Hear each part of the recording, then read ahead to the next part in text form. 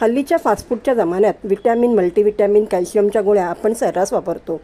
या गोळ्यांचा उपयोग जितका मानवी शरीराला होतो तितकाच आपल्या बागेतील रोपांसाठीही होतो. अगदी एक्सपायर झालेल्या गोळ्यांचाही आपण आपल्या बागेतील रोपांच्या उत्तम वाढीसाठी उपयोग करू शकतो. कुंडीतल्या मातीत पुरून किंवा साध्या पाण्यात गोळी विरघळवून तयार झालेल्या द्रावणात दुप्पट साधे पाणी मिसळून आपण आपल्या रोपांना देऊ शकतो. या गोळींचे कुठलेही साईड इफेक्ट्स मात्र अजिबात नाहीत. या गोळ्यांच्या वापराने आपल्या बागेतील रोपांना सुदृढ होण्यास मदत मिळते.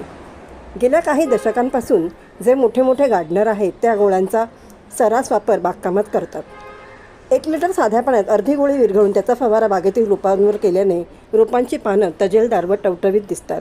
इनडोअर आउटडोअर अशा दोन्ही प्रकारच्या रोपांसाठी या गोळ्यांचा वापर आपण करू शकतो. रोपांची वाढ खुंटलेली असेल तर या गोळीच्या वापराने रोपांची वाढ चांगली होण्यास मदत मिळते. फुलझाडांना भरपूर प्रमाणात फुलं येण्यास, फुलांचा सुवास वाढवण्यास ही या गोळ्यांचा खूप चांगला उपयोग होतो. 8 ते 10 इंचाच्या कुंडीतील मातीत 1 गोळी पुरून आपण जेव्हा रोपांना पाणी देतो तेव्हा हळूहळू या गोळीचे विघटन होते. यामुळे मातीचा पोत सुधारतो माती ॲक्टिव्ह होते. अर्धी गोळी 1 लिटर पाण्यात विरघळवून फवारा केल्याने पाणी स्वच्छ धुवून निघाल्याने प्रकाश संश्लेषणाची प्रक्रिया व्यवस्थित होण्यास मदत मिळते.